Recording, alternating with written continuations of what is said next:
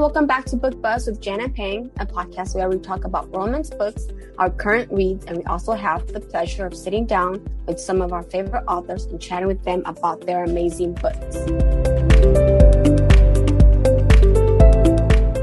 Hi, everyone. Welcome back. It's been a minute, and I feel like every time we do a new episode, we say that it's been a minute.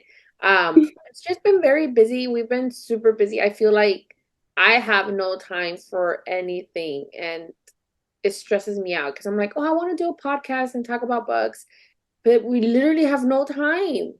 Yeah. It's been super busy, but we are back today, and hopefully, definitely we'll be back next week as well.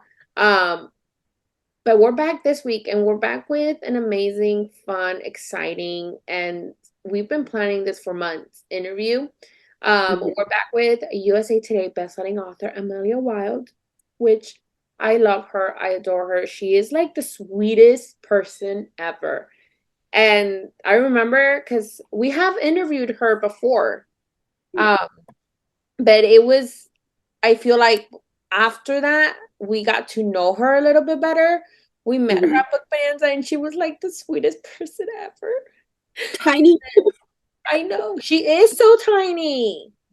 I was like, I feel like a freaking giant next to her. But it is so exciting to have her back on this podcast. I love her, like I said. We love her books. We're always talking about her heroes. So it's super exciting to have her back. And we are also going to have, hopefully, maybe a special guest joining us today. We shall see, but I'm super excited. We're going to be talking about her new book, Fair Game. Plus, I feel like I have more general questions as well. To talk about her other books, about other stuff. So we are going to be talking a little bit about Fair Game, a little bit about this, a little bit about that, a little bit about everything. So it's super exciting to talk to her. I hope you guys enjoy this interview. We're super excited, and let's go.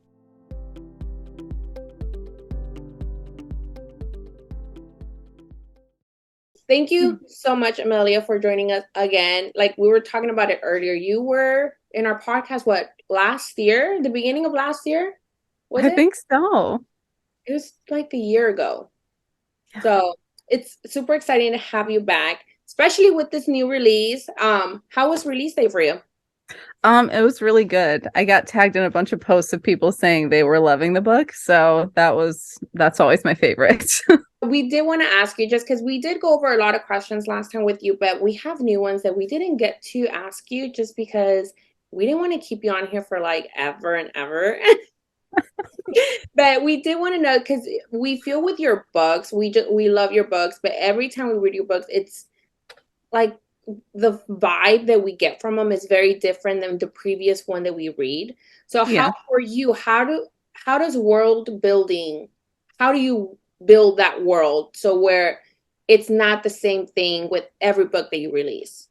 I just think that has a lot to do with the characters, and just like imagining the way that they see everything. And I think people especially comment on that with like the collector series with Emerson's books, because it's just such a different, just the way he sees everything in the world is so different from everybody else. So that's a really obvious example, but I try to do that with everybody. So when you're looking through their eyes, you're trying to see it how they would really see it. And everybody, all those heroes think totally differently from each other. And so that's how I go about it, is just like how they would think about it, which probably doesn't make any sense because it's late at night, but like that's how I do it. So just continuing on with the question that Jen just asked, how do you plot your series? Especially for this one, because there are 4 siblings. And do you plot the stories already, or do you just write them as you go? Okay, so which one are we talking about? Which book specifically? Because you know how for Mason's book, it's a trilogy. And then Gabriel, it's also a trilogy. Do you plot each book as you write the books, or do you just write them out when whenever you're writing the books?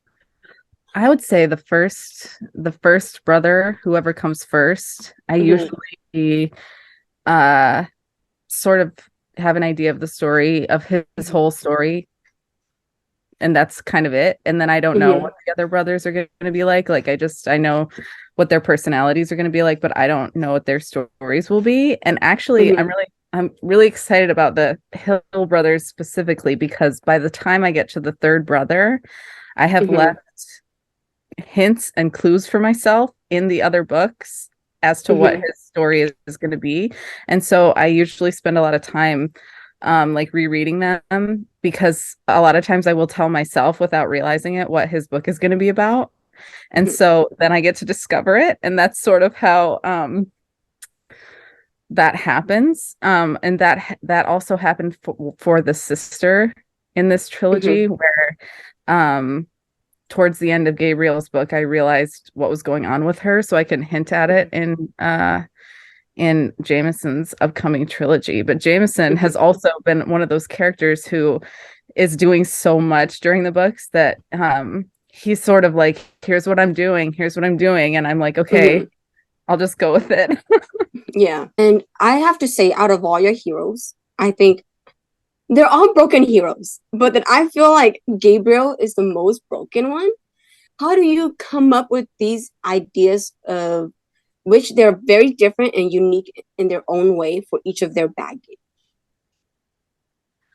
I would say that I still think of them the way that I think of Hades and Zeus and Poseidon, which is sort of just the beginning of what happens. So there's usually one brother who's more of a helper to the other ones, which is Gabriel in this family. And I always think that the helper is going to be just so damaged, because he is always doing stuff for other people, and so he's going to hide whatever it is, and so it's going to be terrible when it comes out. And his baggage just is really specific to him, without giving any spoilers, but it has to do with, I think of it when I'm coming up with their baggage and their backstory, like what do they have to do in order to provide the help that their other siblings need. And so that's how I sort of come up with it. And it actually with every trilogy keeps getting more and more devastating. And like, so I don't think I'm going to run out of ideas anytime soon. So we talk a little bit about spoilers. Yeah. So as I'm reading this book, I feel like Elise is she's very different from every heroines that I've read in books. And one specific thing that she did in the book, I was shocked. I was really shocked. I was like, wait, heroes usually do this, and it's not the heroine who does it. So I was really shocked. And how did you plan that, or how did you come up with it? I want to make a joke about something else that it was in the book, but I know exactly what you're talking about. I don't know if I would say I planned it. No, actually I did. Actually, I did plan it this time. Normally I wouldn't know that I was going to do it right from the beginning, just because usually, like the first book of any trilogy, I'm trying to get to know who these people are. But actually with this time, because I just had such a sense of Gabriel from Mason's books, that when I started writing the trilogy, I was like, oh, this is totally going to happen, like in the third book. And I actually wanted it not to do any spoilers, but I pulled it back a little bit. I was going to go like way farther with that scene, and I ended up not. So so maybe that's like a bonus scene or something. I don't know. You've written so many books. And I feel like you always write trilogies. And we talked about this the other time that we had you on. Like, it feels like we read your books and it's like a plot twist at the end, and then you have to wait months for the next one to come out. Like, how do you keep up with like all of your characters? Like, is there a family tree that you keep? Is there a list of all the characters that you have, or how do you keep up with so many characters? There's times where I start a new book of yours, I'm like, okay, let me wait which one was this one? Or does this connect to this? Or like, how do you keep up with that? Do you want to talk about this a little bit? No.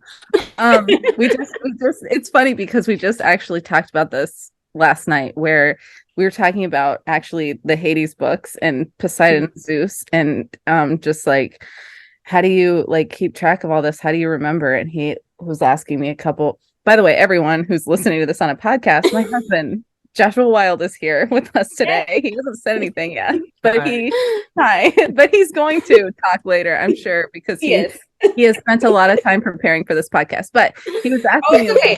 We have questions for him coming up.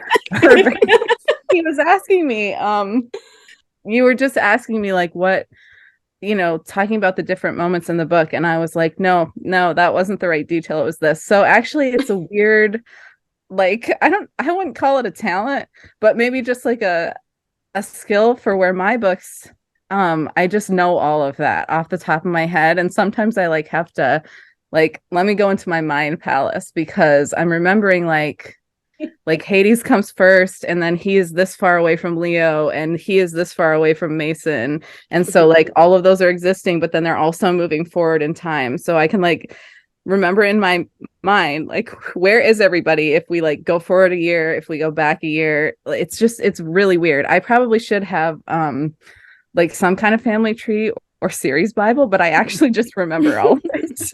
Which I know talent. You said it's not a talent, it's a talent. I leave my phone somewhere, and I'm like, and it takes me like freaking 2 hours to realize where my phone is.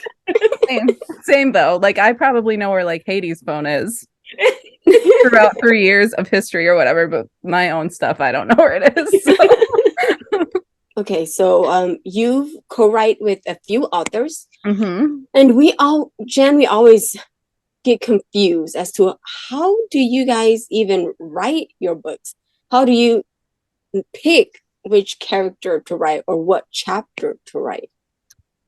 I think it really just depends on every single book being different, because I know personally my writing schedule for the last, since we've met even, has been just nuts. And so I think it just sort of depends like where it is falling. So you sort of just have an idea of like, who do you like more? I usually like both people a lot, and so I tend to do a lot of writing kind of no matter what I'm working on.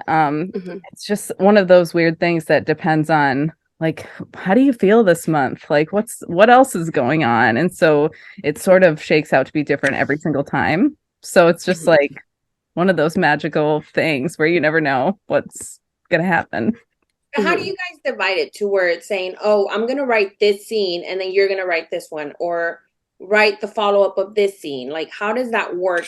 Like, is there always like confusion into that, or is it just easygoing and divide the parts before you start writing?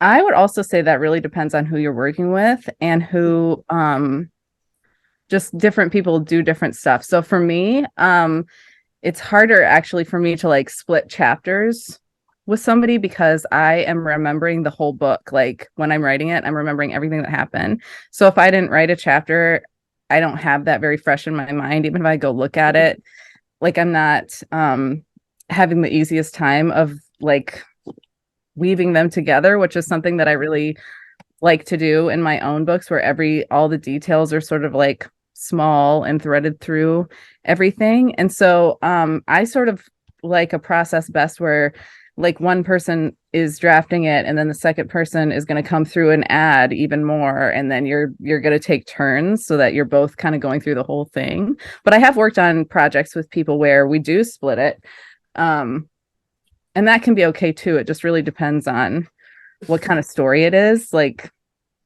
I don't know, it's so different. I like it. I like writing the whole thing and then switching off sort of like layers just so I can remember it, but it's all great. And we've asked you this question previous interview, but what do you love about writing retelling stories? Because you did write Zeus, Hades, the Greek mythology, and then Beauty and the Beast with Leo, and then Cinderella with Net Worth. How do you? And what do you love about it? We're still waiting for our book. Listen, I know that I have made promises to you guys about Ursula. Like, I have to tell you, I have a secret co-writer. I can't remember. See this, like I remember everything about my books, but not what I've said out loud. I don't I don't think I announced her yet, so I'm not going to like take her by surprise on this podcast. But I do have a secret co-writer for that project. Just in the last couple months, we have been talking about the story, and it is like even more heart-wrenching and angsty and amazing than it even was. And the character of Triton has some brothers that we have come up with who are just like, one of them might, I think, even top Gabriel Hill. So like that whole thing is amazing. You can't tell us, but Josh, in the other hand, he hasn't made any promises. What was the question? Oh, what do I like about writing retellings? Yes. It is taking it, first of all, from like the point of view of somebody who maybe has actually a secret that you didn't know. Like even Ursula, for example, we don't really learn very much about her at all.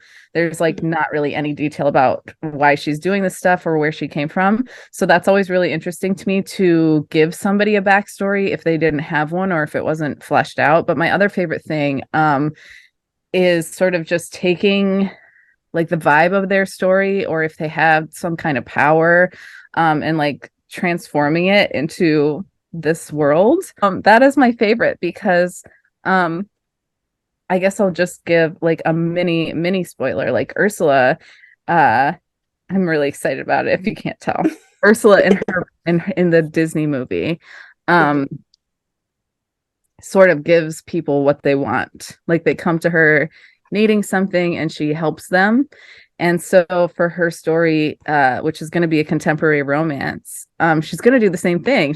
This woman in the contemporary romance is not a giant squid or octopus. She's just like a woman in New York, but she is still doing that sort of deal making where, and then you get to do a cool thing. This is like, it's so late at night that it's not making much sense, I feel like, but then you get to go do a cool thing where, like, is she doing this through some kind of magical power? Because in the movie, she's very much like a witch, and she makes fun of that, and that's a joke. But in this story that I'm going to tell with this secret co-writer, it's going to be an open question. Like, how is she doing it? Is it something that she has a power to do, or is she just influential?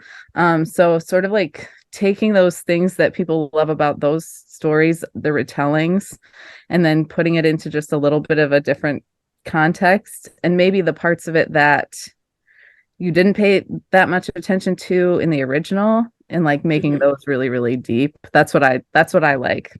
I don't know about other people. I'm super excited, and I feel like I literally tell Payne, where's the book that Amelia said was gonna happen? It's in the works. So like, yeah, it's happening. And it's funny because I also message you, Amelia. I'm like, so where's my book? Every so often I look for a message. That's I bet she's like, I'm not even gonna open it. I know what it's gonna say. No, I mean, next time you message me, I'll tell you, because like I was really thinking about you. I think we were talking about it because I have so many projects that were like, okay, let's schedule out your project so that we can get to Ursula and write it like this year so that we can really like launch it in a good way. And so we were talking about it, and I was thinking about you, like I should tell her that there's stuff happening. How, and that brings, like that you said that, how far in advance do you plot your books? Like, do you start the year saying, okay, this year I'm going to release this number of books, this year I'm going to release these characters? Like, how do you plan out all of your releases? I just plan it like I don't have a sense of time or space, because like it's just I have a plan for the year and then something comes along. So like things come along and then I'm like, oh, I need to move this, I need to drop this.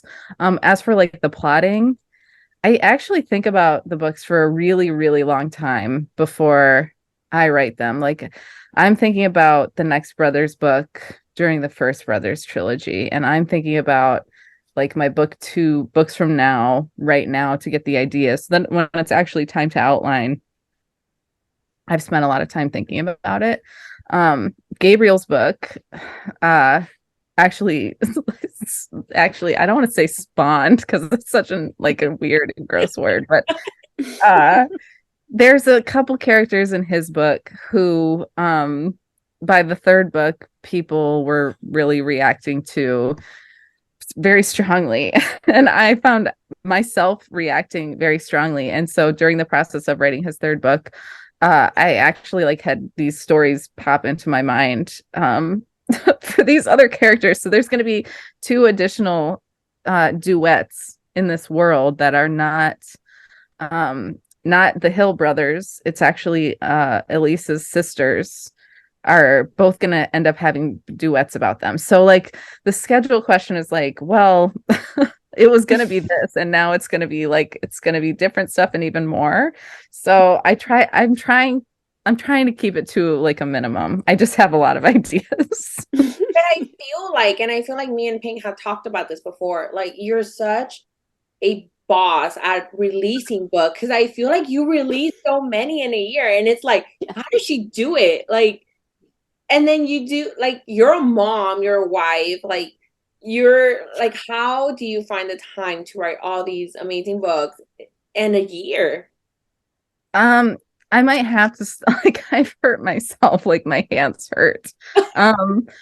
By doing that. I wish he could come back right now, but that's the only way that this works. Like Josh is the guy, like he's the mom, he's the stay-at-home mom, he's the stay-at-home dad. And so that's the only reason that I have time. Like it takes a long time to do all this. And so he's like the guy who's on the ground. That's how I pull it off. I literally would collapse. Yeah. How much do you write a day? I mean, I tend to be a binge writer, so I won't really start something until the deadline is too close for comfort. I'm really trying to not do that this year in 2023. It hasn't worked out yet, but I'm just like, I'm so confident that it's going to. So I write anywhere from like probably at the low end, like 2,000 words a day, but at the high end, if something's like really imminent, like up to 15,000 words a day, which I don't recommend that anyone do ever. So it's kind of a range, but I'm trying to do it in a more sensible way now that we're in March. So that's Not at the beginning of the year, now. Right? Yeah, I had too many deadlines in the beginning. I couldn't be reasonable. So yeah. How long does it take you, like, when you say you're close to a deadline and you're writing, like, how long does it normally take you to write a book? Not a trilogy or a duet, like just a single book. How long does it take you to write that? If I have a deadline? I've seen her do it in 2 days. Oh, wow. That was like a short book though. So I would say I don't know if I want to like expose myself on a podcast. But I would say that the last, how many books have I had this year? I think 3. I think every book that I've written this year, which is at least 3 of them, has taken like between 1 and 2 weeks to write. So like 2 weeks would be, I didn't write very much every day. And which is not a long time. So I don't know. Again, I don't recommend that to anybody who's trying to write. It works for me because then that's all I think about for 2 weeks. I'm only thinking about that, and that's sort of it. So it's kind of nice to do it that way. It's just like more painful. So you know what we said, when you do like things last minute, it's always better. I remember when I was in school and I used to have to write papers, I was up the night before until like 3 a.m. writing it. Yeah. Before it was due like in an hour or 2. I think that editing sometimes, I think everybody should edit, obviously. And I do. sometimes like even after the fact, like I'll read books and I'll be like, oh, I found something that I would change, and then I'll change it, like to make the book better for whoever comes next. And that is something I would like to have more time for. But I think that editing it after a point, you're just kind of getting a new book. Like you're not getting what you started with at all. So it kind of takes some of like the magic out of it that it might have had earlier.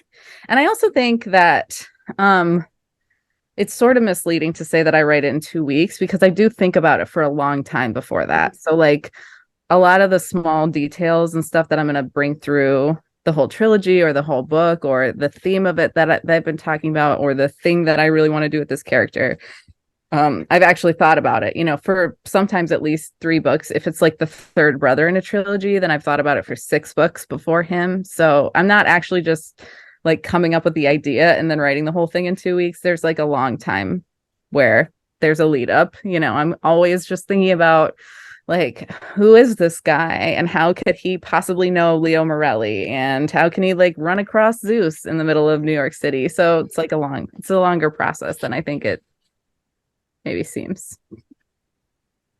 The plotting takes time. It's always like you start from the plotting, so it does take long. It takes you longer than when you write for a week, 2 weeks. Yeah. Since you brought up Zeus, a reader asked, who is your favorite between Hades, Zeus, and Poseidon? Well, my favorite is always Hades. I love him. I loved him first and longest and best.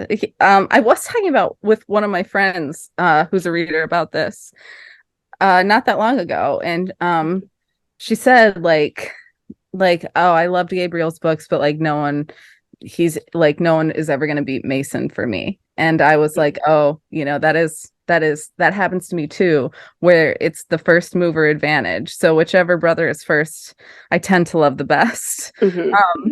But other people are not like that, which we determined. Like we all have friends who will change their allegiance to have like the second brother be the favorite. So my favorite is Hades, because in a lot of ways he's the most like me. Like Zeus is a very, very selfless helper, and I think I might have like dipped at some point and just been like, I have to go. So I just really identify with Hades and how just annoyed he is at everyone, and how it's like always very bright, and he's like, this is not necessary, this is terrible. So he's my favorite. But all of them have traits that I love about them. We were talking about this last night too. All of them have traits. I think like Poseidon's sense of humor is one of my favorite, because he just has like such a physical comedy of like, I'll just throw you off the boat and that'll be hilarious and we'll laugh about it later. So but yeah, Hades is my favorite.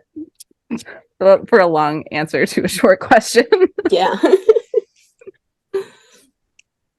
So these questions, our special guest today on our podcast is Amelia's husband, Josh Wilde. And our first question for you is actually, Amelia told us from the previous interview that it was actually Josh who you pushed Amelia to become a writer.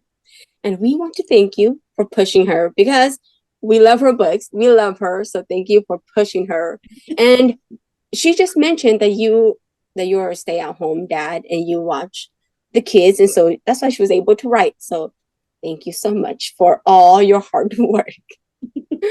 Yeah. I was going to actually use this podcast as a platform to let everybody know that they can come have me sign the book as well. Thank you. That was so nice of you guys. So our first question is, what made you encourage Amelia to become an author? I mean, so we've known each other for like decades and Hold on, can we stop?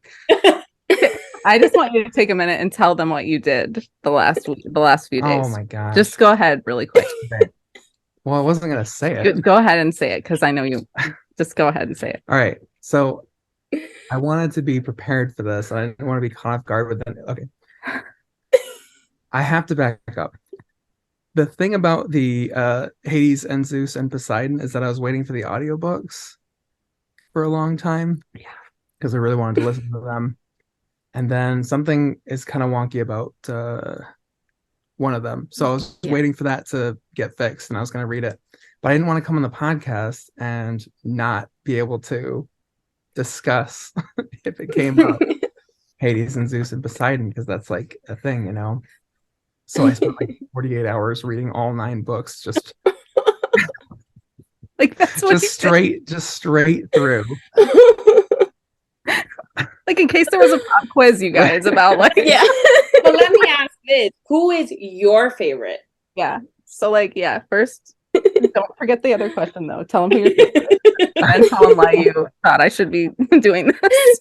I feel like I'll get in trouble if it's not Hades, but like it's fine. Be honest. I honestly don't know, because the thing is, like, the one that's freshest in my mind is Poseidon, because, you know, he's last. he was last for me. But like, you know, when you're in the thick of it, when you're in their book, it's like, you know, the obvious choice is the guy you're reading, but they're all just really good. I found that I was delighted when they'd show up in the other books, though, is the thing. Even in Poseidon's book, you're getting through all of their story, and then suddenly his brothers show up, right? And you're like, oh yeah, Yeah. actually, right? So it's Poseidon after all. I don't. Maybe it might be Poseidon. Okay, and then Hey, I feel like is it Poseidon for you? Because I think you started with Poseidon and went back. Yes, I actually started with Poseidon because I saw the cover and I was like, oh my gosh, I need to read this book. And so I seriously I messaged Serena. I was like, Serena, you have to let me get this arc when the arcs comes out, because I need it. And so she actually told me when the sign up went up. So I read it, and then I believe I read the first book, and then I was like, okay, I'm gonna go back and read Amelia's books. And then I read Hades, and then, oh my gosh, I hated it. Zeus. I could not stand Zeus at all. I was like, okay, he's not a good man. And then loved Hades so much. And then I read Zeus, and I was like, Zeus is actually a very good man. So I really can't pick either, but I tend to love the most broken man. So I think I will go with Hades too. Wow. Like he's in a lot of pain. You know what I mean? Yeah. That's what the advantage is. You just want to fix him up.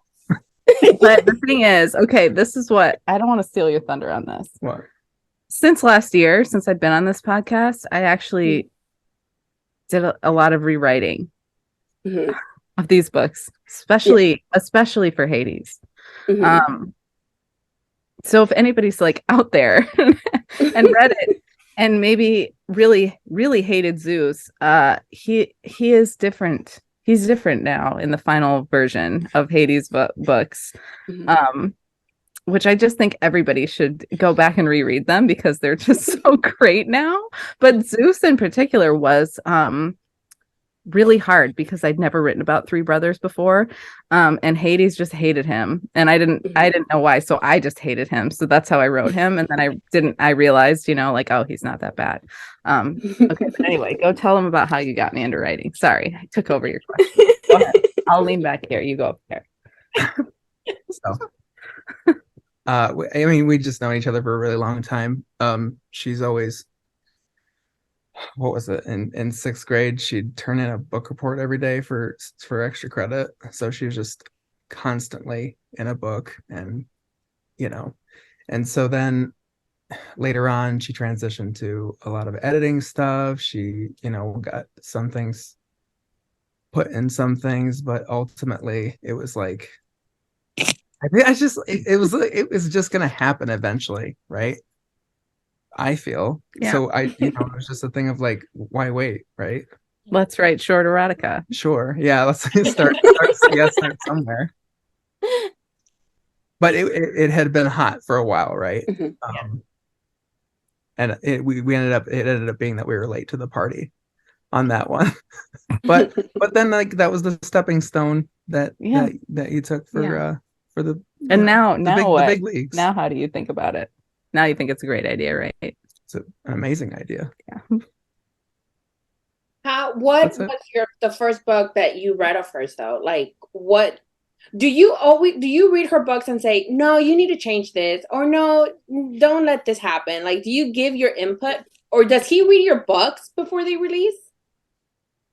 Yeah, I don't think you read them before. Okay. I was gonna say earlier, Yeah. if you guys want to talk about Ursula, I I know what happened. Oh, you know. I know the whole story, basically the whole story of book one. Amelia, I think you need to go check on your daughter. Someone's crying. You get me a whatever, just a drink, maybe. Yeah. Sure. Okay, so if we go back and back and back, I think there was a hesitation with having me read anything. I don't know why though, because like I read bits and pieces, right? And it was like, this is fine. Like, why would it be weird to do that? But it wasn't until like, what was the one the Cards of Love short story? That wasn't short. That was a whole novel. Well, okay. Yeah, like for the Cards of Love, not anthology, but yeah, books. collection. Mm-hmm. And where something, I don't know what happened, but she was like, I'm gonna write exactly what I want to write, and it got really dark, right? It just went really dark, and so I remember reading that, and I remember writing a review actually for that one that she posted. Yeah, that was pretty hilarious. So then after that was, I feel like right after that was when you started with Hades and Susan Poseidon, or shortly after that. Yeah. But then it was like, this is just what I'm going to do, because, and I saw her, enjoy her writing more, and then actually like read them, go back and appreciate them as the book once it was all said and done. So, and like I said, I held off on Hades because I really wanted to listen to the audiobook. And you're still going to one day. Yeah. So I had read a lot of the writing, and then I really got into reading it after Book Bonanza last summer, though, because we were all together. Do you guys remember that? But we ended up listening to Secret Beast. Secret Beast. Yeah. So all of Leo's books while we were on driving to and from Texas. Had a lot of time to kill. So, but it was really, really good. Like really, really good. Mm-hmm. That was something. You guys coming by the way. this year? Yes. We are both coming to Book Bonanza. How was that for you? Some episodes there. The what? Would you guys do some episodes there? Drag some authors up to a room somewhere and just sit them down for some live Q&A? I don't know. Book Bonanza is so stressful, though. Like, I feel not stressful. It's like a little bit overwhelming. Yeah. And that's something that, like, I do want to ask both of you. Like, you, Josh, seeing it from, a little bit different perspective than Amelia. Like, how was that experience for you being there at Book Bonanza? As a supporter, I really, really enjoy watching Amelia excel, and so watching her career like feels really, really good. Like, I found you guys like by like snooping around, seeing like who was talking about her books, and then you guys have always talked about her so highly. I was like, I was like, hey, listen to these ladies talk about your books. It's really, really nice. And then I just ended up continuing to listen that way. So watching her in that environment and interacting with people face to face like that, and all the signing and all the books moving in and out, like it's just really, it feels really, really good. It's like, it's rewarding for me, I guess, similarly. So it's nice. So nice. It's just so nice. I'm such a nightmare and stuff, and he's just like, so It's so funny because I remember we went up to Amelia's table. What did we go together? I think me and Ping went together. And Amelia's Yeah. like, Josh just went to the restroom. He's gonna be mad. That was the only stressful thing for me about the whole thing, because I knew you guys were there. And then of course I get back and she's like, you just missed them. You left during the one Yeah. time. I wasn't even gone. I was gone for maybe 15 You minutes. ran because you didn't want to. And yeah, we stood there and we were taking, like, I don't think we even took pictures with Amelia because Amelia's like, well, come back. Yeah. That was really fun. That was fun. So besides the three brothers, did you read any other books by Amelia? Yeah. So there was Leo, and then I read all of Mason Hill. Yeah. And I'm through book 2 of Emerson. The audiobook isn't out yet, so I might actually just get Cave and just read it. But It's a harsh cliffhanger. yeah. So, But I'm pretty busy a lot of the time, so it's hard to like actually sit and look at something. So I have to do a lot more listening. Do you prefer audiobook or reading it? I really, my standard for quality of audiobook is so low that like sometimes I'll just have Siri read it to me. Like I just don't care. Like I really appreciate good narration, obviously. Like then it's like a performance thing that you're focused on. But like I really don't. It makes it so much easier to like get through it, while I'm having to be busy with stuff. So maybe one day I'll sit down with a book. From all of the books that you read from Amelia, which one has been your favorite? Okay, so it's gonna have to be book 3 of Poseidon, because like that's not what I thought you were going to say at well, all. okay. I'm interested to hear your answer now. So the thing about Poseidon book 3 is that I hear about these books as they're being developed and created. So by the time I spent 48 hours last week finally reading all of them, it was like just seeing that whole thing play out in real time, after knowing all the lore, after knowing all of like what the story was going to be, because that's always being talked about near me, right? So I was dying to get to the part where Zeus and Hades are. Hey, not everyone has read it, so I think you all know what I'm talking about. So then it finally happened, and it was really nice. Sorry for the spoilers. no, that's okay. When you hear her plotting, because you say that you hear, like, you're there when she's plotting a story, you're there when she's talking about it.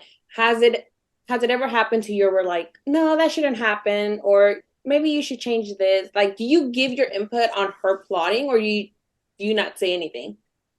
I've had an idea that gets used here and there. You know what though? That did happen with Gabriel's book, the last one. Yeah. I mean, you can say your thing first, but that was it. I mean, I know that I've had some ideas work their way into things. Some plot twists. There was that one a long time ago that was pretty good. I don't know how much of my like the stuff that I say gets in there. I feel like it's usually like I'll have outlined a book and then I'm writing it, and then while I'm writing it, I just feel like something's wrong with the story. Like I've made some decision or something's supposed to happen, and then I'm like trying to write it and something just seems wrong about it. Which actually happened with like a pretty huge plot point in Fair Game. So I won't do a spoiler on which one it was, but I was like thinking about it for like a week. And finally I just told him the whole story, which he like already knew. And I was like, do you think that it makes sense to change it to this other thing instead, where you know, the story is still the same, but like the character doesn't have to do like, you know, she ends up not having to do this thing that she thought she was going to have to do. And does that make more sense for her? And then he's like, oh yeah, because of this and this and this. And then I'm like, ah, good. I feel more confident now. So like that sort of thing, I think happens a lot because I'm kind of like, I kind of know what the story is supposed to be, but then I want somebody else to tell me if it's going to be like, oh no, you should just go like as hard as you are going to, or you should just like bring it back literal, or this makes more sense, you know. So he's really good for that. So Yes. have you read any other books besides Amelia's books? Oh, yeah, I've been reading romance since I was a kid.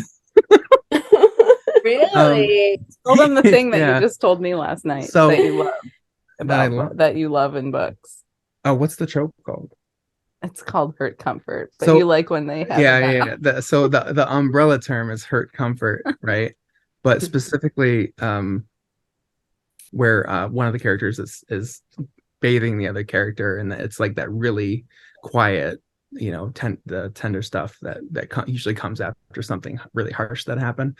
I've always liked that. because your first romance book had in it, right? Yep.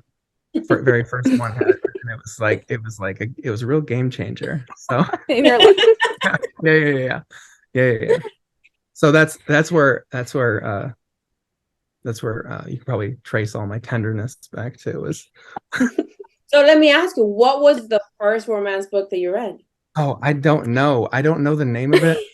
I really don't, because the thing is I feel like a lot of romance readers, maybe my age and older, would have found some spicy novels on their grandmother's bookshelf,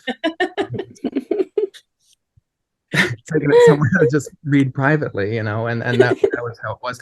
But I was so, you know, it was like I never looked at the cover, right? Because it was like, I gotta read this like really quick, like I can't stop to look at.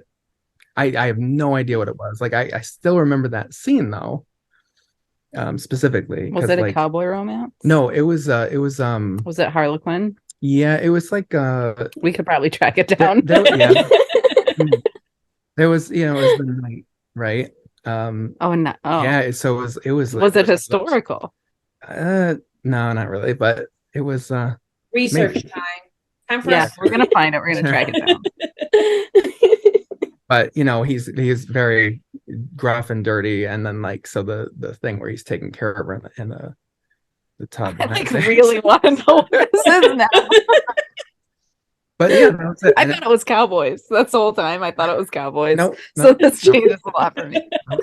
Okay, that makes a lot of sense. Yeah. So what other books have And you I think it was different for you too. I think I remember you guys talking about kind of how you originally got into it, and it sounds like maybe both of you got into it because of like a certain movie that had come out.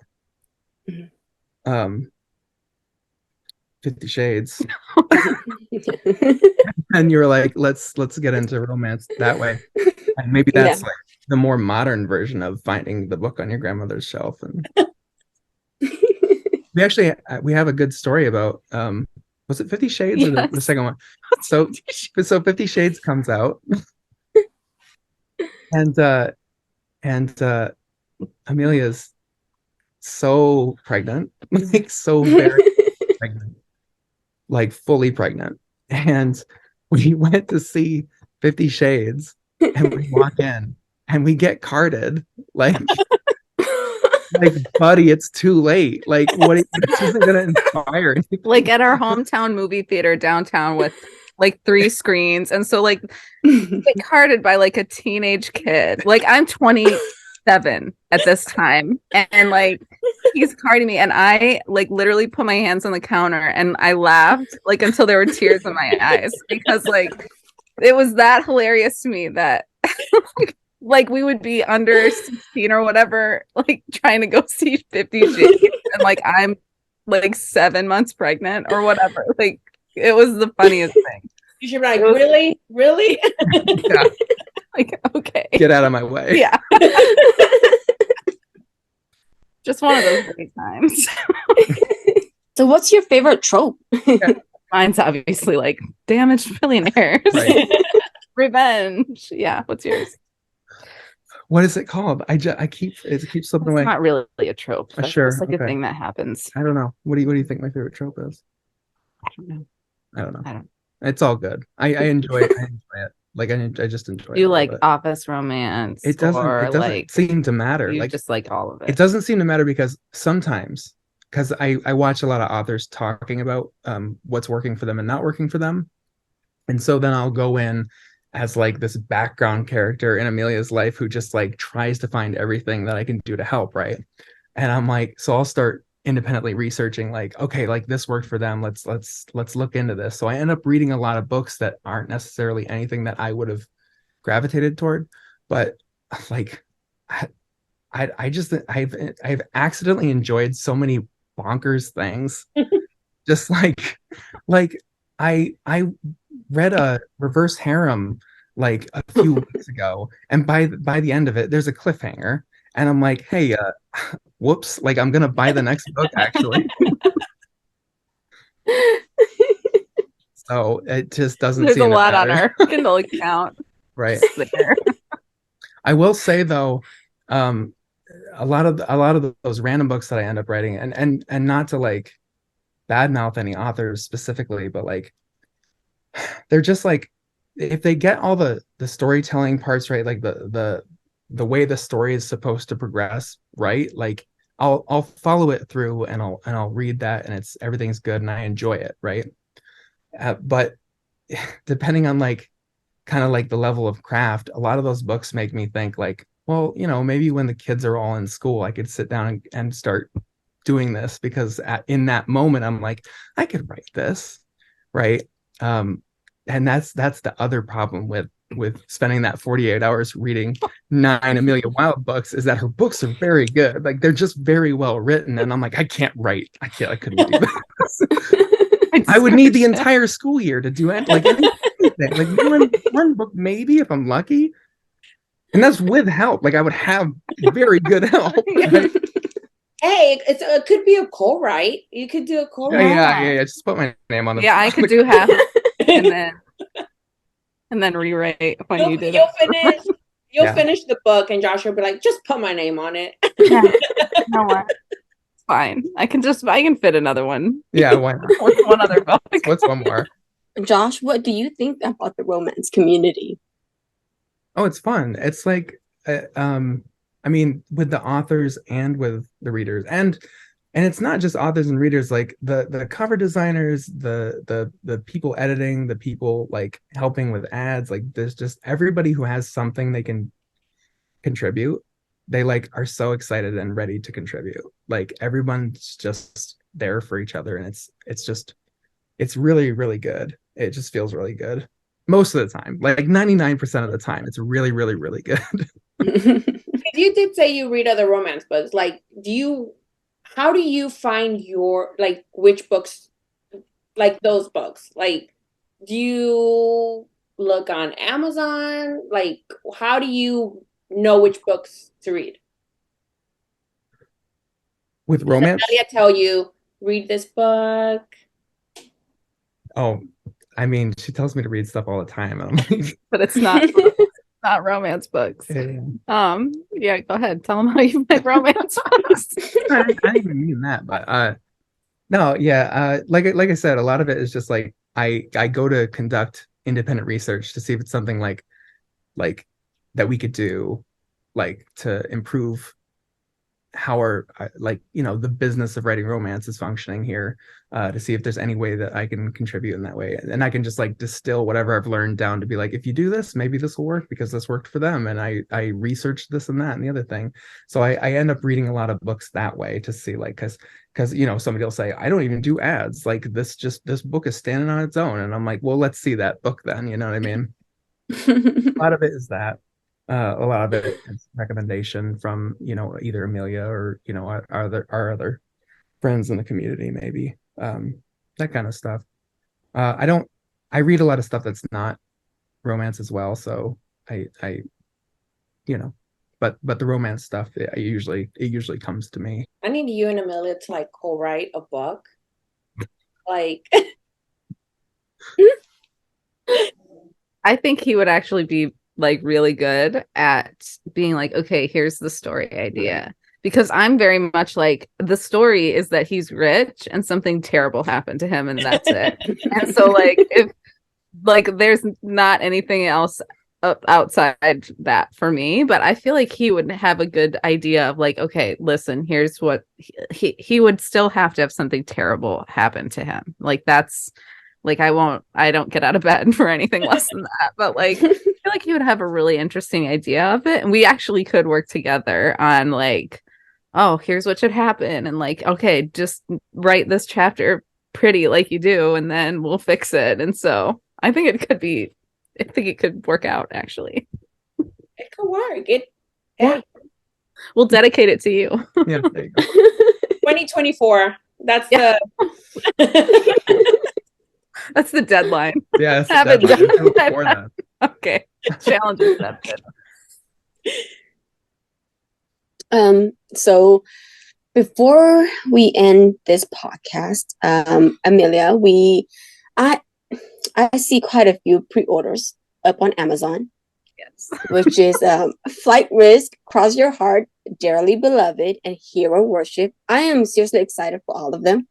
But Hercules, I've always loved Hercules. So I am so excited for Hero Worship.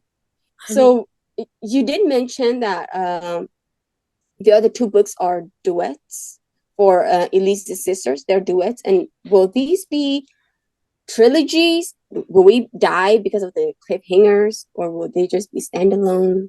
So Flight Risk is Jameson's first book. His is going to be a trilogy. Mm-hmm. Now I'm like, what were all the books that you just named? Dearly Beloved is a duet, and the first book is called, as you know, because of the pre-order, Dearly Beloved. The second book is called Dearly Departed. So like as soon as my secret co-writer friend said that, I was like, oh my God, it's a duet now. Sorry, you get 2 books. Cross My Heart is, I think, Cross Your Heart, Cross My Heart is, I think, going to be a trilogy as well. Sinclair's 2 brothers have had trilogies. So if everything goes according to plan, that will be a trilogy. But Hero Worship is actually going to be a standalone, and it's I think it's the first standalone that I've done since like Hades. So you will not have to wait for a cliffhanger. That will be it. So that will be a standalone. You're very excited for that one too. So, and I think we were talking about it the other day, and Payne was like, I wonder if it's part of a duet. I was like, probably a trilogy. Amelia never writes standalones, and she's always killing us with those cliffhangers. Well, it depends, doesn't it? I mean, if it like makes sense to do that. Listen, what had happened was my publicist, Nina Grinstead at Valentine PR, was just like, you have too many books on here. Because I had another idea, which if you're in my Facebook group, you probably have seen me hinting at it for like all year or whatever. But I had another idea, and I was like, this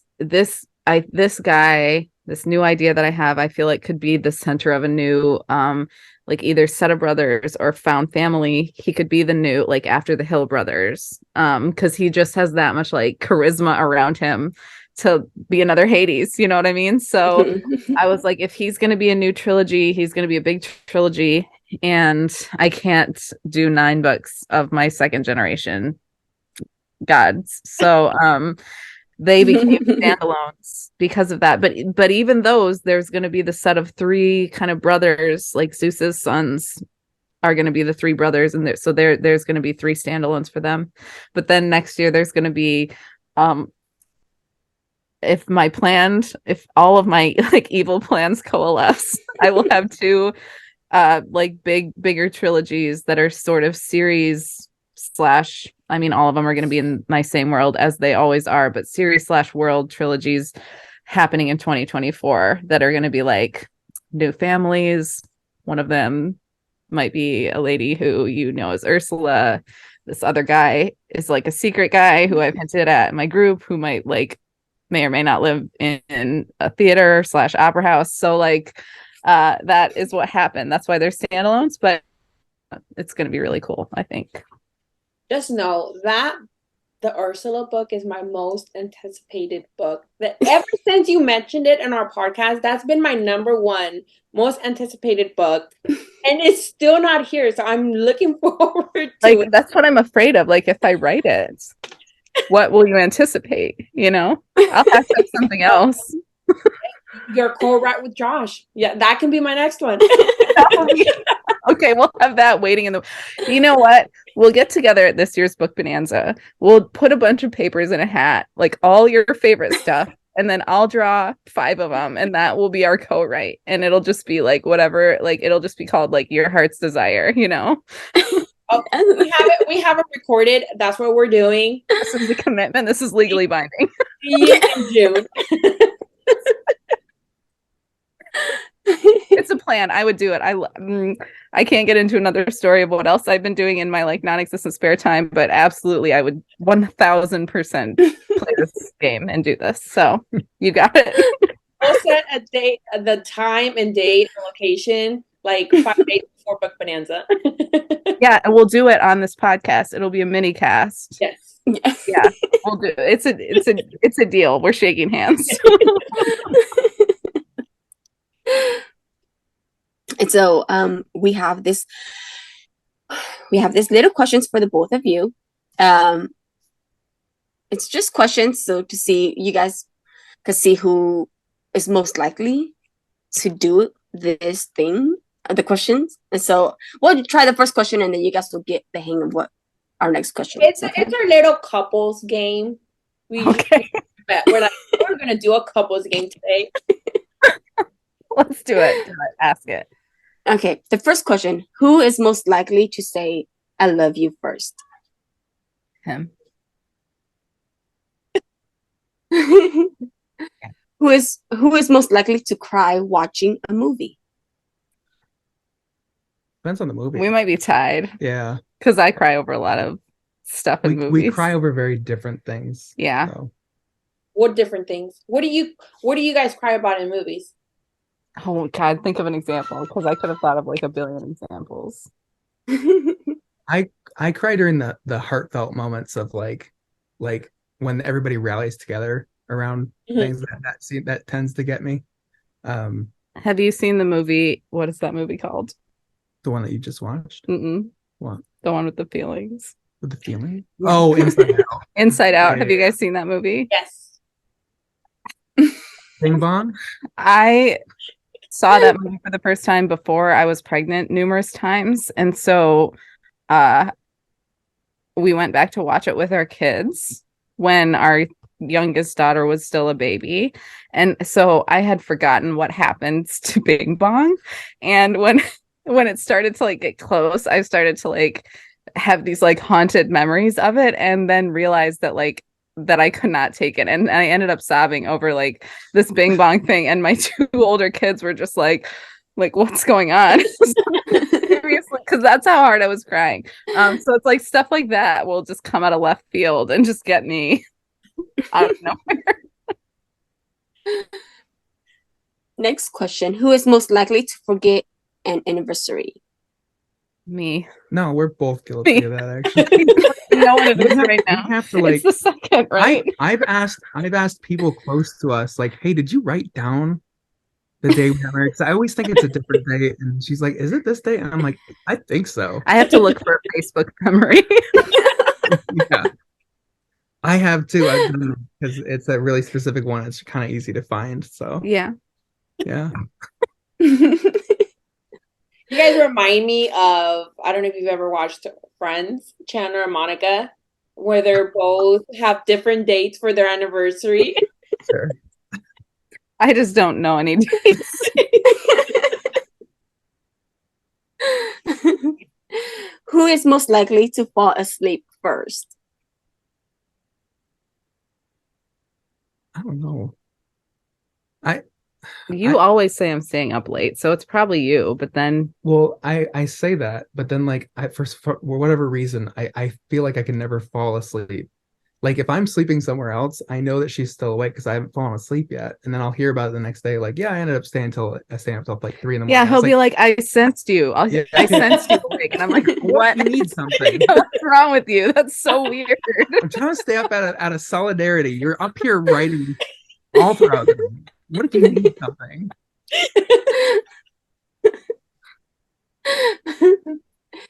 Who is most likely to apologize first? I never apologize, so it's him every time. And Mel is just waiting for the I'm sorry. And she'll be like, I know you are. Exactly. Who is most likely to run late? Oh, no, I think it's still you. Well, we've gotten a system where if we ever have to be anywhere, I will put it in our like we have a shared calendar on our iPhones. So like all our appointments go in there. And so I'll put the time of the appointment in like 10 minutes or 15 minutes early before it actually is. And that's how we get anywhere on time. That has saved us actually multiple times. Yeah. So it's like we're tied. We're both really bad at it, but I've started doing it as well. Yeah. Because it's saved us so many times. Yeah. You found the correct system. We cracked the code. What time's it at? 4? Okay. 3:45. We have to be there at 2. Yeah. Who is most likely to burn dinner? Oh, I would be because I don't make anything. So if I suddenly had to make dinner, I almost burned waffles this morning. Like I make waffles. Like I work a lot at my parents' house, which like is a whole thing. But anyway, I make waffles there like every day, and today they almost burned. Like it's never even happened before. I don't even know what happened, but like, so I don't know. It would be me. He's good at cooking. I feel really like I'm telling the world all of my faults right now. Who is most likely to start an argument? Yeah, I don't know. Is it me? No. I'm usually the one who's willing to be like really defensive about something. Like I take it the wrong way. So maybe that's he never tries to start an argument, but then he does because I don't get it right. How would that benefit me to try to start? If I'm there, it was an accident, and I'm already trying to be like, let's go back. And I'm always like, no, you said it. See, live with it. Yeah, and well, now actually, what I meant was. You understood wrong the first time. What I really meant. That's actually the last question for this little game we have.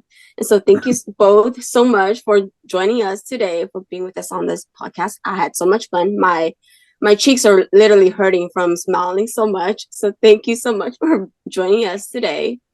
And we can't wait for what you have next for us, Amelia. We are so excited. I am dying for that Hercules book and for any of your books. So please write faster because we want to read them.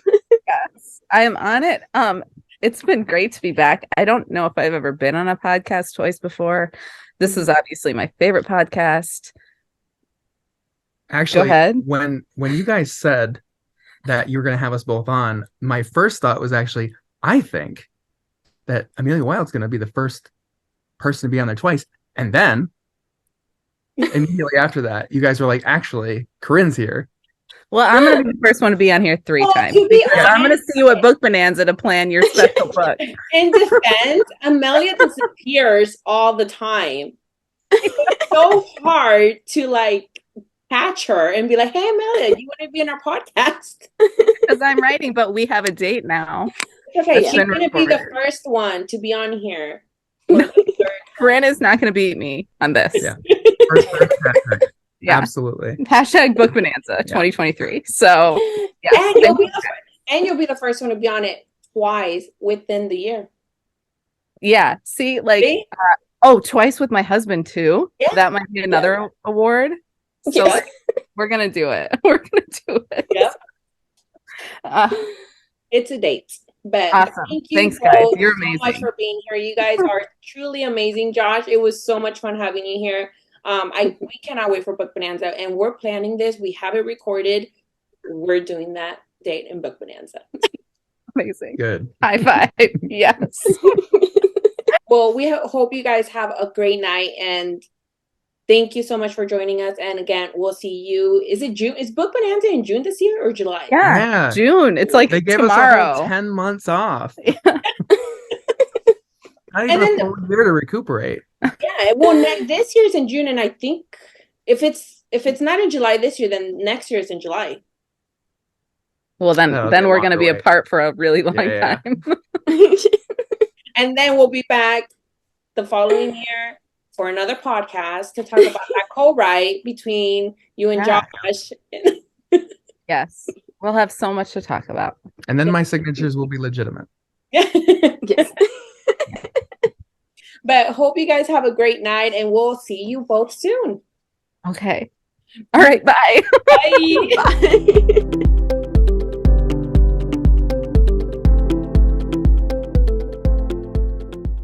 Thank you so much, Amelia and Josh. Oh my God. I'm like literally, I was crying because I was laughing so much. Like, I love them. They're the sweetest. They're amazing. I love Amelia. Josh was like, it's so funny because we met him, like we were mentioning earlier in Book Bonanza.